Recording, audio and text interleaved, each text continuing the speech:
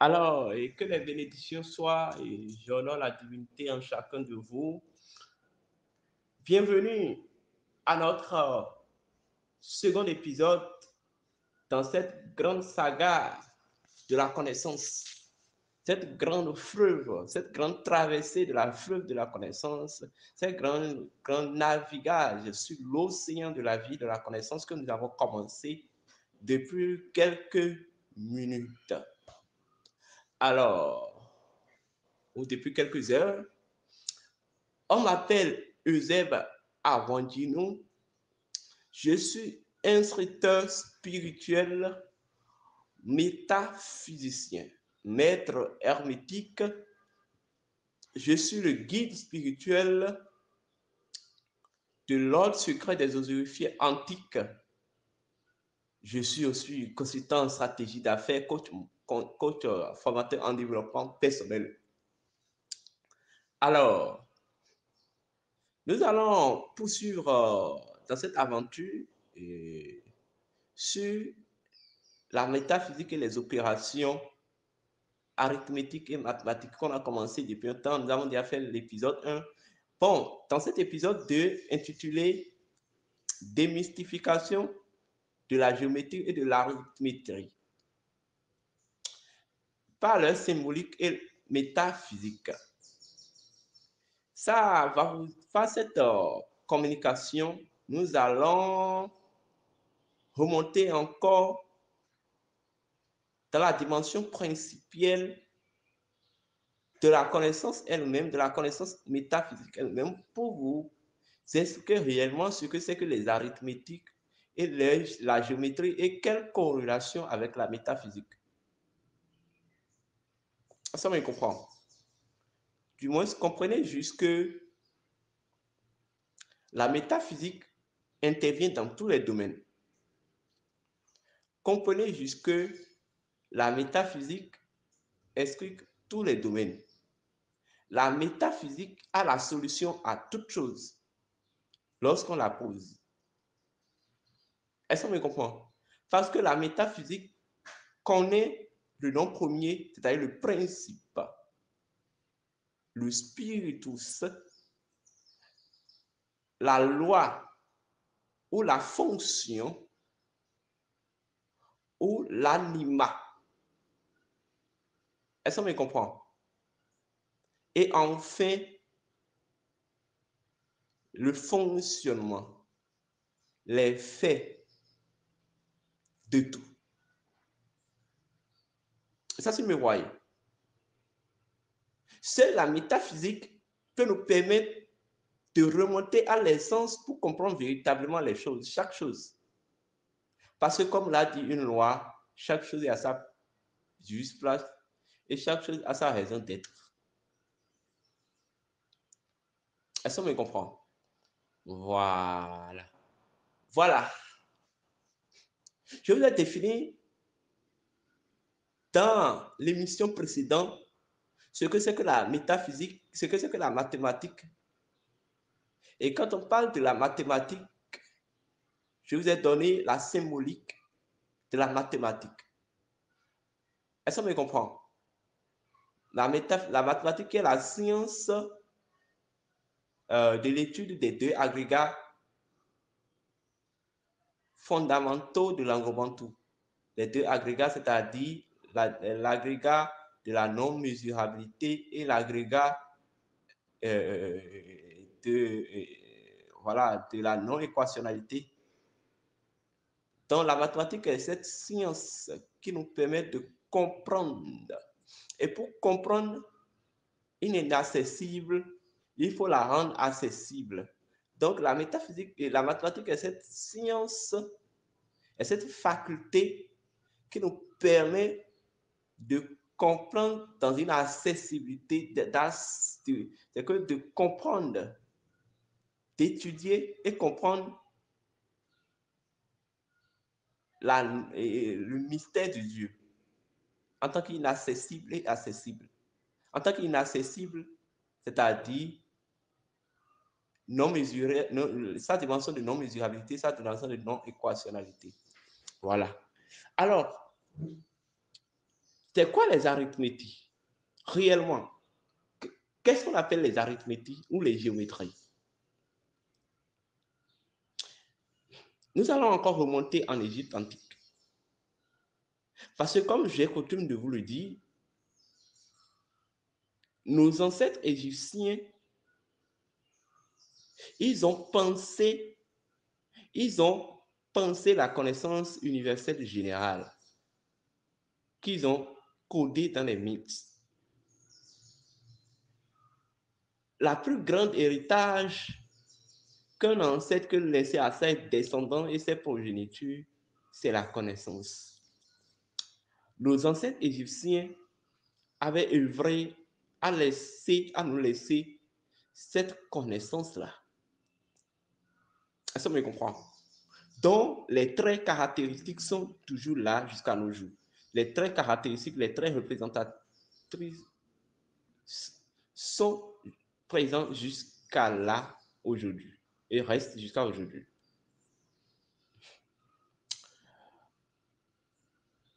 Il y a une vérité que j'appelle la vérité universelle,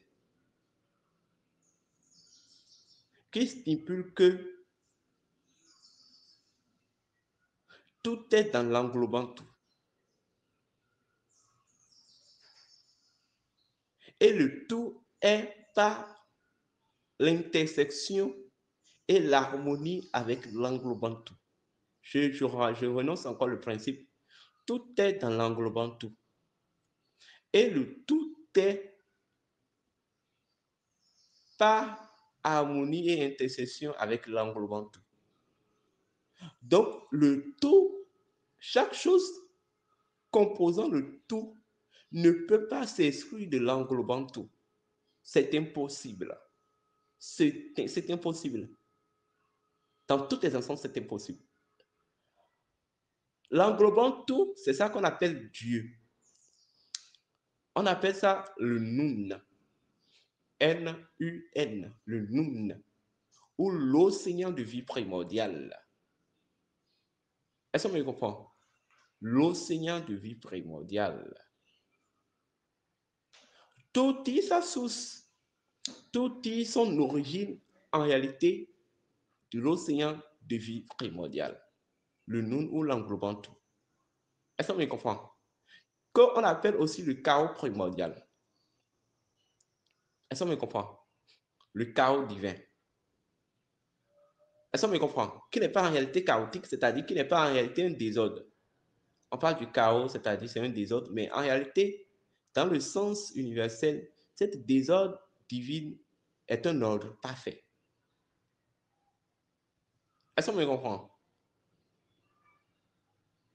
La seule faculté de cet englobant tout qui vient nous expliquer comment ce chaos divin, ce tout oui, c'est-à-dire ce désordre universel est un ordre parfait ou un cosmos. C'est ça, Horus, le dieu Horus. C'est le principe, c'est la seule source potentielle qui nous a expliqué, qui nous a démontré, qui incarne l'ordre de Dieu. Et cette faculté de ce Dieu Horus, qui l'explique le plus, c'est l'œil d'Horus. Alors, l'englobant tout est infiniment grand, infiniment petit, éternellement grand, éternellement illimité.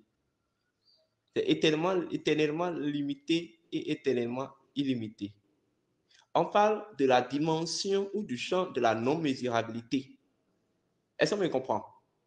Cela voudra dire quoi? Voilà le pourquoi dans la langue on l'appelle Blagada Mansuhondo.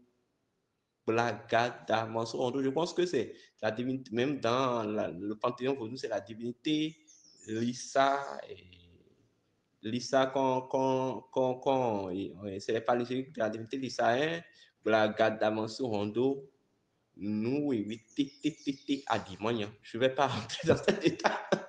Donc, bon, on ferme cette page, quoi, et on revient. Voilà. Donc, c'est l'englobant tout.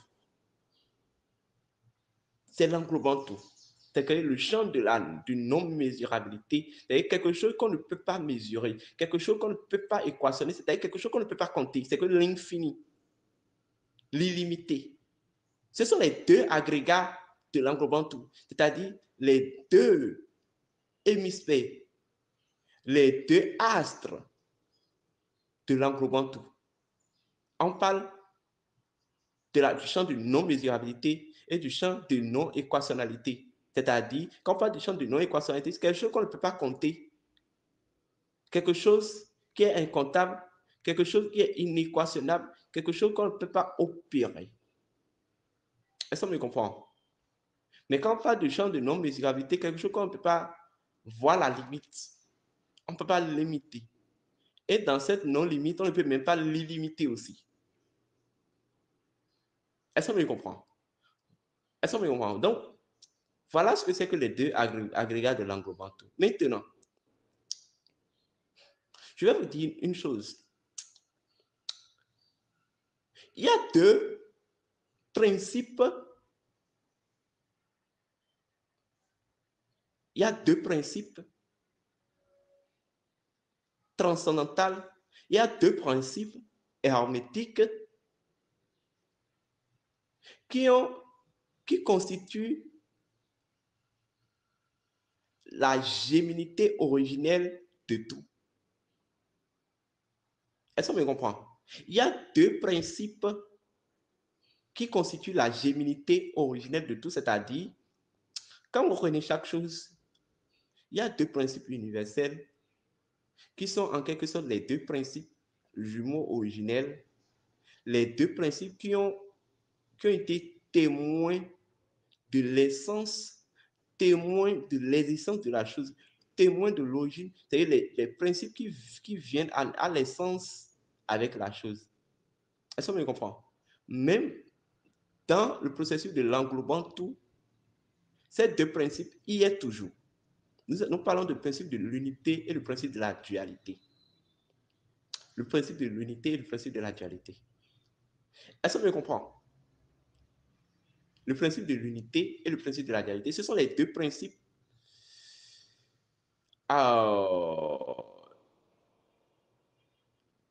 les deux principes qui ont été les clés témoins de l'essence, de l'origine, de l'essence, de l'origine et essence de chaque chose et de tout. C'est ça si vous me voyez. Ça si vous me comprenez. Voilà. Lorsque vous prenez un homme, sachez que il a une origine. Il y a une origine et cette origine a, dans le concept, dans le processus de cette origine, dans le fonctionnement de cette origine, il y a ce qu'on appelle la géminité originelle. La géminité originelle de quelque chose explique que la chose vient de deux principes qui sont en quelque sorte, je dirais, la source de son être. Est-ce qu'on me comprend? Donc, lorsque vous prenez l'englobant tout, ces deux principes se retrouvent aussi dans la géminité originelle de l'englobant tout. Nous parlons, c'est le principe de l'unité et le principe de la dualité. Écoutez, cela s'explique dans le cas de l'homme par la notion de l'être-té ou le pouvoir de l'être-té et le pouvoir de âme-esprit. Voilà pourquoi on dit, en fait, je vais réexpliquer ce côté. Ce principe Ces deux principes qui sont la géminité originelle de l'homme montrent que, ou bien s'explique, ou je dirais, est caractérisé en l'homme par cette dimension de l'homme qui montre qu'il a un être spirituel et enfin il est esprit-âme. Est-ce qu'on me comprend? Esprit-âme. L'esprit-âme représente le principe, ce principe de la dualité selon l'homme. Est-ce qu'on me comprend? L'être spirituel immortel, est-ce qu'on me comprend? Quand on donne une naissance en quelque sorte à l'esprit et l'âme, représente ce principe de l'unité. Est-ce qu'on me comprend? Que l'homme est à l'origine. Donc l'homme à l'origine est ces deux choses à l'origine. Est-ce qu'on me comprend? Je dis, je le répète, c'est le concept de la géminité originelle de l'homme. L'homme est unité, l'homme est dualité. Tout est unité, tout est dualité. Dans sa géminité originelle. Est-ce qu'on me comprend? Voilà.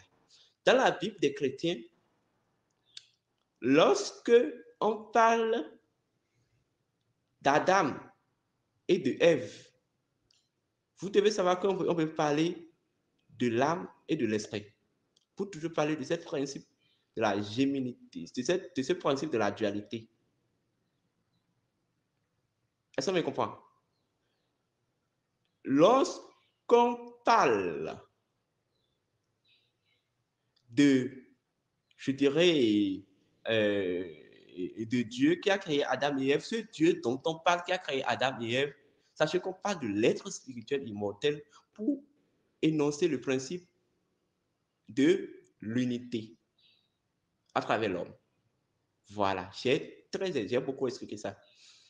Vous devez savoir que je reprends l'englobant tout elle-même dans sa généralité originelle est à la fois unité et à la fois dualité. Est-ce que vous me comprenez? À la fois unité et à la fois dualité. Les Égyptiens ont appelé ça l'unité de l'englobant tout, l'unité de Nun. Ils ont représenté ça sur le principe Atum-Ri, le dieu Atum, qui est l'unité cosmique. Est-ce que vous me comprenez? C'est la projection de l'unité qui donne la dualité. Est-ce qu'on me comprend? Bon, on peut parler de Dieu Chou et de Dieu Technote, mais je ne vais pas aller là. Là où je viens est ceci. Au niveau de l'englobant tout, il y a le principe de l'unité et le principe de la dualité. Ce principe de la dualité est énoncé par les deux agrégats primordial de nous ou de l'englobant tout, c'est-à-dire la non-mesurabilité et la non-mesurabilité et la non-équationnalité. Est-ce qu'on me comprend? Maintenant, ces deux agrégats viennent en quelque sorte diviser l'unité, projeter l'unité de nous, l'unité de l'englobant tout. Mais toujours dans un état infini et éternel et tout quoi. Est-ce qu'on me comprend? Maintenant, on continue. Je sais que je me fais comprendre, hein? Voilà. Ces deux agrégats, Dieu ou le Nun, dans son processus, puisque c'est rentré dans un processus d'accessibilité, cette processus selon laquelle il veut se comprendre lui-même. Donc, il a projeté son unité en deux agrégats ou la loi de la ou le principe de la dualité, c'est-à-dire la non-mesurabilité, la non-infinité. Tout ça, c'est encore au sein de nous. Voilà. Après ça, il sait maintenant ces deux agrégats se sont exprimés maintenant. Donc là, on parle de nous et de Geb.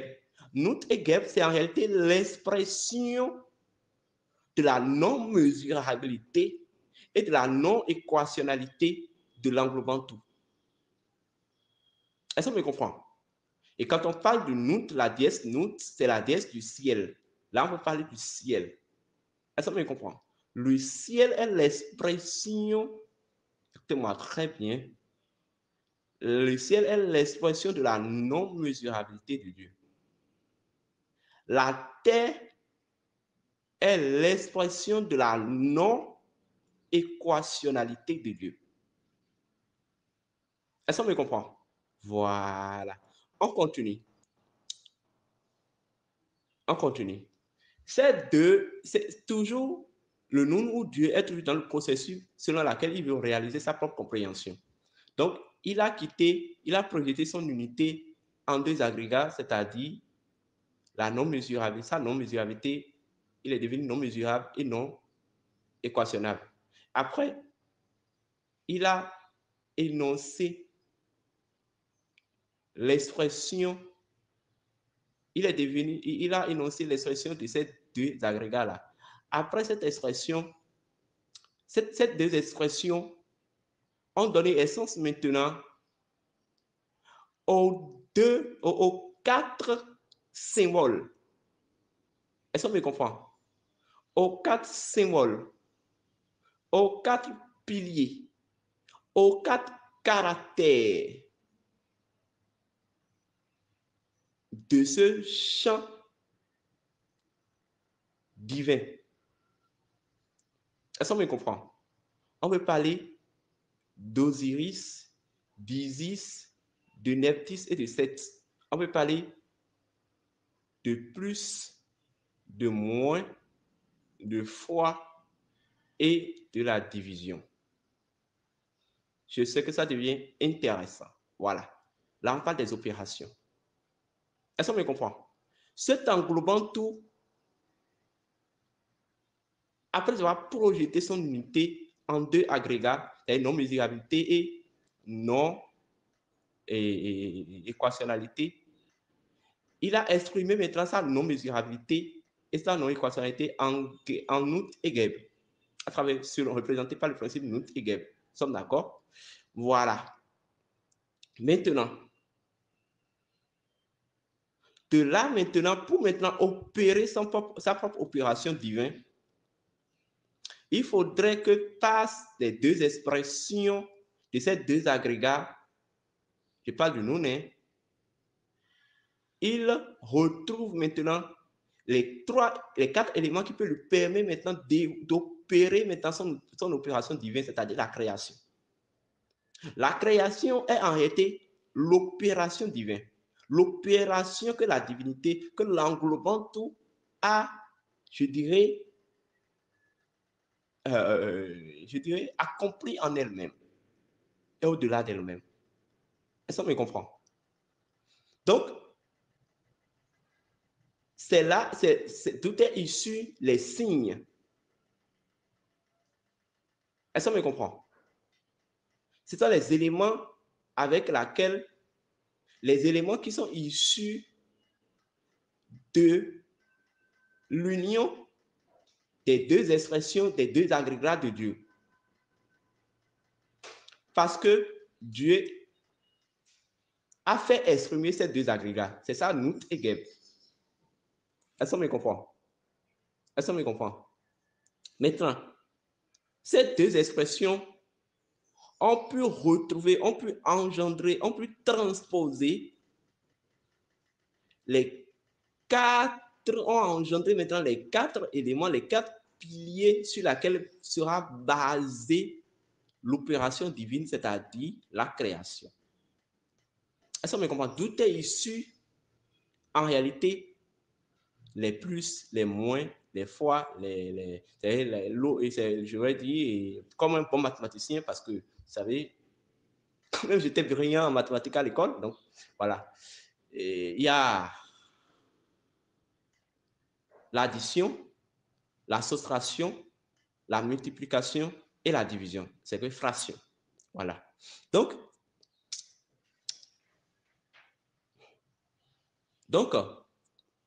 On parle du dieu Osiris, du dieu Isis, de la déesse Isis, de la déesse Nephthys et de dieu Seth. Voilà les principes universels, origine ou essence de ce que c'est que les opérations. Maintenant, ces opérations maintenant, le Noun continue toujours son processus afin d'avoir retrouvé les 4 éléments actifs par lesquels il peut opérer, il peut accomplir son opération. Il a maintenant, et je dirais, il a maintenant accompli maintenant la connaissance de son opération, la connaissance de lui-même, la connaissance de lui-même, voilà, qui est Horus.